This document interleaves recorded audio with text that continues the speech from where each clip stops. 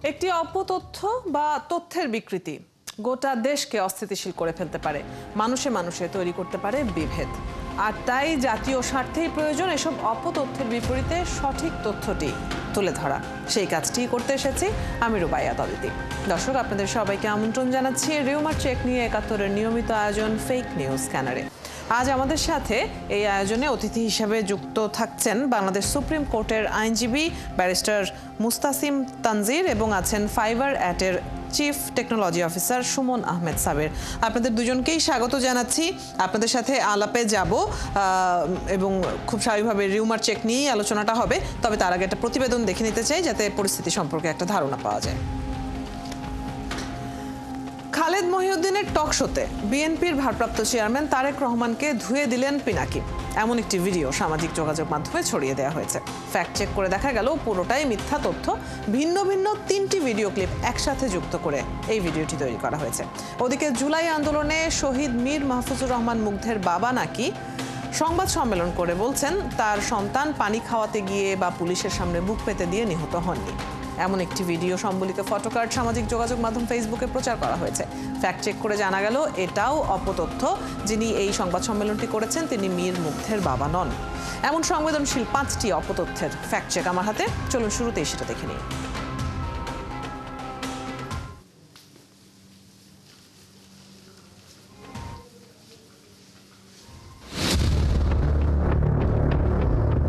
এবার খালেদ মহিউদ্দিনের টকশোতে তারেক রহমানকে ধুয়ে দিলেন পিনাকি, এমন একটি ক্যাপশনে একটি ভিডিও ইন্টারনেটের বিভিন্ন প্ল্যাটফর্মে প্রচার করা হয়েছে। ফ্যাক্ট চেক করে জানা গেল তথ্যটি ভুয়া, বরং ভিন্ন ভিন্ন 3টি ভিডিও ক্লিপ একসাথে যুক্ত করে উক্ত ভিডিওটি তৈরি করা হয়েছে। এদিকে জুলাই আন্দোলনে শহীদ মীর মাহফুজুর রহমান মুগ্ধের বাবা সংবাদ সম্মেলনে বলেছেন মুগ্ধ পানি খাওয়াতে গিয়ে বা পুলিশের সামনে বুক পেতে দিয়ে নিহত হননি, এমন দাবিতে একটি ভিডিও সামাজিক যোগাযোগ মাধ্যমে ছড়িয়ে দেওয়া হয়েছে। রিউমার স্ক্যানার টিমের অনুসন্ধানে জানা যায় আলোচিত ভিডিওতে বক্তব্যরত ব্যক্তি জুলাই আন্দোলনে নিহত মীর মুগ্ধের বাবা নন, বরং তিনি একই আন্দোলনে শহীদ ইয়ামিনের বাবা মোহাম্মদ মহিউদ্দিন। আন্তর্জাতিক অপরাধ ট্রাইব্যুনালে বাংলাদেশ আওয়ামী লীগের কার্যক্রম নিষিদ্ধ করে 12 মে প্রজ্ঞাপন জারি করে অন্তর্বর্তী সরকার। এরই প্রেক্ষিতে সম্প্রতি সামাজিক যোগাযোগ মাধ্যম বিবিসি বাংলার লোগো সম্বলিত একটি ফটোকার্ড প্রচার করে দাবি করা হয়েছে আওয়ামী লীগের রাজনৈতিক কার্যক্রম নিষিদ্ধ করার ঘটনায় উদ্বেগ প্রকাশ করেছে রাশিয়া এবং চীন। ফ্যাক্ট চেক করে জানা যায় তথ্যটি গুজব, বরং ডিজিটাল প্রযুক্তির সহায়তায় সম্পাদনার সাহায্যে আলোচিত ফটোকার্ডটি তৈরি করা হয়েছে। বরিশালে চলন্ত বাসে বিএনপির নেতার সঙ্গে এক নারী আপত্তিকর অবস্থায় ধরা পড়েছে শীর্ষক দাবিতে একটি ভিডিও সম্বলিত ফটোকার্ড সামাজিক যোগাযোগ মাধ্যমে ছড়িয়ে দেওয়া হয়েছে। রিউমার স্ক্যানার টিমের অনুসন্ধানে দেখা যায় বিষয়টি ছিল গুজব। ভিডিওটি বাংলাদেশের কোনো স্থানের নয়, বরং 2023 সালে ভারতের উত্তরপ্রদেশে চলন্ত বাসে কন্ডাক্টর ও এক তরুণী আপত্তিকর অবস্থায় ধরা পড়ার ভিডিও এটি। সামাজিক যোগাযোগ মাধ্যমে একটি ভিডিও ভাইরাল যেখানে লেখা রয়েছে অবৈধ ইউনূসের তথাকথিত নতুন বাংলাদেশ। সেখানে বিচার বহির্ভূত একটি মবের চিত্র উঠে এসেছে বলে ক্যাপশনে দাবি করা হয়। ভিডিওতে দেখা যায় পুলিশের সামনে এক ব্যক্তিকে পিটিয়ে মেরে ফেলেছে একদল লোক এবং তাকে রক্ষা করতে চেষ্টা করছে এক নারী। ফ্যাক্ট চেক করে জানা যায় প্রচারিত ভিডিওটি সাম্প্রতিক সময়ের কিংবা অন্তর্বর্তীকালীন সরকারের আমলের নয়, বরং ভিডিওটি গত বছরের জানুয়ারি মাসের।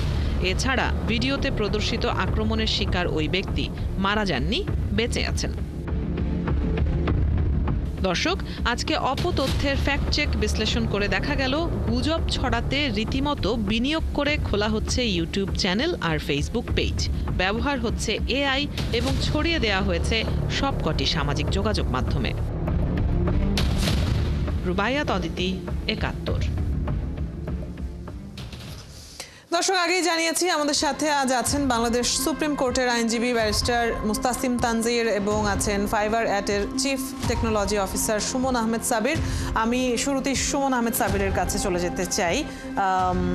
দুজনেই আছেন আমাদের সাথে। সুমন আহমেদ সাবির, আমরা দেখছিলাম বেশ কিছু এরকম গুজব যেগুলো ছড়ানো হয়েছে এবং বিশ্বাসযোগ্য করে তোলার জন্য যথেষ্ট সেখানে পরিশ্রম করা হয়েছে, এডিট করা হয়েছে। এই যে বিভিন্ন গণমাধ্যমের লোগো ব্যবহার করা হচ্ছে কিংবা পুরনো ভিডিওকে নতুন বলে চালিয়ে দেওয়া হচ্ছে, সাধারণ মানুষ তো এক ধরনের ধোকায় পড়ছে। মানে একটা মহল যারা পরিকল্পনা করে করছে, ষড়যন্ত্র হিসেবে এটা করছে, এর বাইরেও তো সাধারণ মানুষের চোখেও পড়ছে। তো তারাও তো দ্বিধান্বিত হচ্ছে। বোঝার কি আসলে তেমন কোনো উপায় রয়েছে? বোঝার দুঃখজনক হচ্ছে বোঝার খুব সহজ কোনো পথ নেই।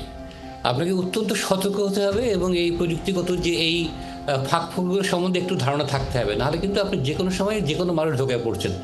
এবং রিসেন্টলি আমি দেখছি যে ইভেন বড় বড় আইটি কোম্পানির বড় বড় কর্মকর্তারাও এই ধোকার শিকার হচ্ছেন। কাজে সাধারণ মানুষ তো অনেক তাদের এই জাতীয় জ্ঞান আসলে আরও কম্পারেটিভলি অনেক কম। সমস্যা হচ্ছে যে এই বোঝার জন্য একটা জিনিস হচ্ছে যে আমরা একটা বিশ্বাস সর্বত রাখা উচিত যে সোশ্যাল মিডিয়াতে আমরা যাই দেখি না কেন সেটা ভেরিফাই না করে এটা বিশ্বাস করা বা সেটাকে প্রচার করা, এখান থেকে আমাদের দূরে থাকতে হবে। আমরা সমস্যা হচ্ছে যে আমাদের কোনো একটা জিনিস দেখে যদি আমার মতের পছন্দ হয় তাহলে আমরা খুব সহজ সেটা শেয়ার করা শুরু করি, অথবা আমার বিপক্ষে গেলে তার প্রতিবাদ শুরু করি। এতে করে একটা জনপ্রিয়তা বাড়ে। এবং আপনি যে বলেন না, এই যে খুব অর্থ ব্যয় করে প্রস্তুতি নিয়ে এটা করা হচ্ছে, যার পেছনে একটা দুটো মোটিভেশন। একটা হচ্ছে আর্থিক, কারণ অনেক মানুষ যখন দেখবে তখন সেখান থেকে একটা অর্থ উপার্জনের একটা বড় সুযোগ তৈরি হয় এখান থেকে। আর দ্বিতীয়টা হচ্ছে রাজনৈতিক কিংবা অন্য কোনো বিশেষ উদ্দেশ্যে এই কাজগুলো করা হয়ে থাকে। এবং যার সবচেয়ে বড় উদাহরণ আমাদের দেশে যে দেখালেন আপনি অনেকগুলো। আপনি যদি এই গত রিসেন্ট ভারত পাকিস্তান যে একটা যুদ্ধ হলো, এই সময়ে ভারত এবং পাকিস্তানের যে রিউমারগুলো, যে গুজবগুলো, যে ফেক ভিডিওগুলো, এগুলোতে আমরা সবাই প্রতারিত হয়েছি। যেমন প্রথমে বিমান ধ্বংসের একটা ভিডিও গেমের চিত্র আমরা দেখলাম, যেটা প্রচার করা হলো যে একটা বিমান ধ্বংস করা হচ্ছে। তো এর ফলে যারা করছেন তারা তাৎক্ষণিকভাবে একটা আর্থিক অর্জন করছেন এবং সেই সঙ্গে রাজনৈতিকভাবে এটা খুব গুরুত্বপূর্ণ বিপক্ষ দলের মোটিভেশনের জন্য। কাজে এই সুযোগটা কিন্তু আছে এবং ক্রমান্বয়ে এটা বাড়ছে। এখন আমাদের কাছে মনে হয় যে প্রথম যে সমাধানের জায়গা বলুন কীভাবে বুঝবেন, বোঝার জায়গা হচ্ছে যে আপনি যে ভিডিও দেখেন সোর্সটা আসলে ভেরিফাই করা। যেমন বিবিসির একটা কার্ড আসলো কিংবা ৭১ টিভির একটা নামে একটা নিউজ গেল, অর্থাৎ এটা বিশ্বাস করার আগে অথবা শেয়ার করার আগে আপনি দয়া করে বিবিসির ওয়েবসাইটে কিংবা ৭১ টিভির ওয়েবসাইটে যে আপনি দেখে নেন যে আসলে এই জিনিসটা তারা আসলে সত্যি পাবলিশ করেছে কিনা। জি, আসছি এই জায়গাটিতে। আমি একটু ঘুরে আসতে চাই ব্যারিস্টার মুস্তাসিম তানজিলের কাছ থেকে। এই যে আমরা দেখতে পাচ্ছি নির্দিষ্ট কোনো ব্যক্তিকে লক্ষ্য করে কিংবা কোনো দলকে টার্গেট করে গুজব ছড়ানো হচ্ছে, এই সব ক্ষেত্রে তারা কি কোনো ধরনের আইনি পদক্ষেপ নিতে পারে কিনা, বা এই পদক্ষেপটা আসলে কতদূর কি হতে পারে? জি, ধন্যবাদ। অবশ্যই তারা আইনি পদক্ষেপ নিতে পারে, কিন্তু দুর্ভাগ্যজনক বিষয় হচ্ছে যে উদাহরণগুলি আপনি দেখালেন এগুলো মূলত সাইবার সিকিউরিটি আইন বা নতুন যে আইনটি আসতে যাচ্ছে, যেটির নাম দেওয়া হচ্ছে সাইবার সুরক্ষা আইন, এইসব আইনে এই মামলাগুলো বা আইনি ব্যবস্থা নেওয়া যেতে পারত বা নেওয়া যেতে পারে। কিন্তু আমি যেটি অ্যাড করতে চাই, আমি খুব ভালো মতো পর্যালোচনা করে দেখেছি আমাদের বর্তমানে যে আইনি কাঠামো আছে সেটি আসলে খুব সুশৃঙ্খল বা সন্তোষজনক নয়। আমাদের এই সাইবার নিরাপত্তা আইন, তারপরে নতুন যে আইনটি আসতে যাচ্ছে, যেটি ৭ই মে বলা হলো যে নতুন একটি আইনের খসড়া অনুমোদন হয়েছে, সাইবার সুরক্ষা আইন, এবং প্রিভিয়াস যে আইন সেটির 9টি ধারা বাতিল করা হয়েছে যাতে 95% মামলা বাতিল হয়ে যাবে। তো এই আইনের কাঠামোগুলো আসলে মোটেও সন্তোষজনক না, এবং এই আইনের মামলাগুলো করতে গিয়ে এই জাতীয় পরিস্থিতিতে আইনজীবীরাও বিব্রতকর পরিস্থিতির মধ্যে পড়ছেন, কারণ এই আইনগুলি আসলে সত্যি কথা যে এটি খুব সুলিখিত না। এবং এক্ষেত্রে খুব ছোট কিছু উদাহরণ দেওয়া যায়, যেমন আজ থেকে প্রায় 150 বছর আগে ব্রিটিশরা আইন করে গেছে চুরির শাস্তি, ডাকাতির শাস্তি, এসব বিষয়ে আইন আছে, পেনাল করে আমরা দেখি। সেখানে চুরির ডেফিনিশনও খুব ইলাবোরেটলি দেওয়া আছে, যদিও চুরি শব্দের অর্থ আমরা সবাই বুঝি, কিন্তু আইনগত পরিভাষা সুনির্দিষ্ট করার সাথে খুব ছোট ছোট জিনিসগুলিকেও খুব যত্ন করে ডিফাইন করা হয়েছে। কিন্তু সাইবার সিকিউরিটি আইন, তার আগের ডিজিটাল নিরাপত্তা আইন, এরকম যে আইনগুলো আছে এই আইনগুলোর মধ্যে কিন্তু পরিষ্কারভাবে অনেক জিনিস ব্যাখ্যা করা নেই, এবং এখানে মোটা দাগে অনেক কিছু দেয়া আছে। যেমন উদাহরণস্বরূপ বলা যায়, যেমন ডিনায়াল অফ সার্ভিস অ্যাটাক। এখন ডিনায়াল অফ সার্ভিস অ্যাটাক কি জিনিস, এটা একজন সাধারণ মানুষের অথবা একজন বিচারকের অথবা একজন আইনজীবীর, যারা এসব বিষয়ে এক্সপার্ট না, তাদের এটা বোঝার কথা না।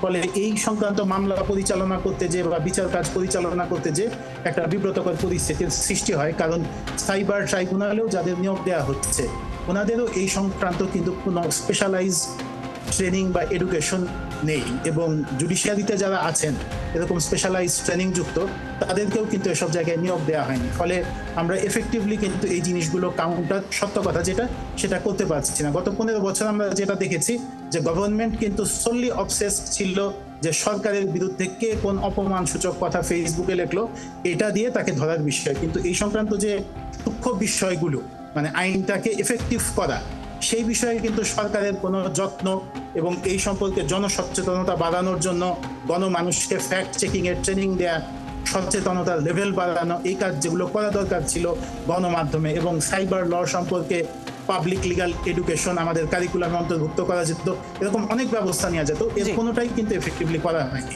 সুতরাং এই কারণে আসলে এই সম্পর্কে আইনি ব্যবস্থা আমরা অবশ্যই নিতে পারি, আমরা মানহানির মামলা করতে পারি, এই জায়গাটিতে প্রতিকারের জায়গাটিতে আসতে চাই। আপনাদের দুজনকে অনুরোধ করবো আমাদের সাথে থাকতে। আমাদের সাথে দুজন অতিথি রয়েছেন, সময় নষ্ট না করে তাদের কাছেই চলে যেতে চাই। ব্যারিস্টার মুস্তাসিম তানজির, আপনার সাথে কথা হচ্ছিল এবং আপনি বলছিলেন যে কি করা যেতে পারে, আইনি পদক্ষেপ কি নেওয়া যেতে পারে, এবং একটা জায়গা যে বিভিন্ন গণমাধ্যমের লোগো ব্যবহার করা হচ্ছে, ফটোকার্ড ব্যবহার করা হচ্ছে, এই ক্ষেত্রে গণমাধ্যম গুলোও কি কোনো আইনি পদক্ষেপ নিতে পারে? জি, অবশ্যই গণমাধ্যমগুলো অবশ্যই আইনি পদক্ষেপ নিতে পারে, তারা সাইবার লয়ের অধীনে নিতে পারে, এবং তারা যদি মনে করে তাদেরকে ডিফামেশন করা হয়েছে, সেক্ষেত্রে তারা যেহেতু সাক্ষ্য আইনে পরিবর্তন এনে ডিজিটাল এভিডেন্সকে অ্যালাউ করা হচ্ছে বর্তমানে, তারা সাধারণ প্রতারণা মামলাও করতে পারে, ডিজিটাল আইনেও মামলা করতে পারে, পেনাল কোডের অধীনেও তারা প্রতারণার মামলা করতে পারে।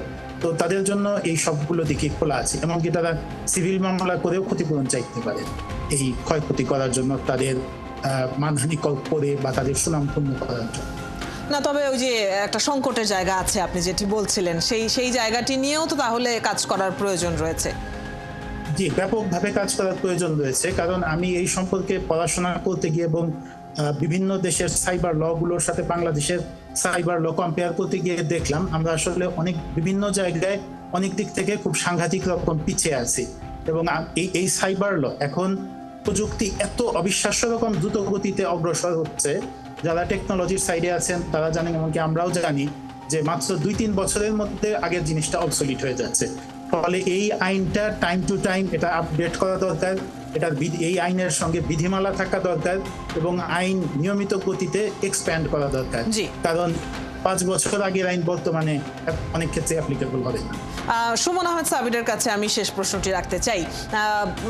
এই যে দেখা যাচ্ছে, আপনি নিজে উদাহরণ হিসেবে বলছিলেন যে বিভিন্ন গণমাধ্যমের নাম ব্যবহার করা হচ্ছে, লোগো ব্যবহার করা হচ্ছে, ফটোকার্ড ব্যবহার করা হচ্ছে, এর জন্য নতুন করে পেজ ক্রিয়েট করা হচ্ছে, নতুন করে ইউটিউব চ্যানেল খোলা হচ্ছে, এই ধরনের দৃশ্য আমরা কিন্তু এখন দেখতে পাচ্ছি।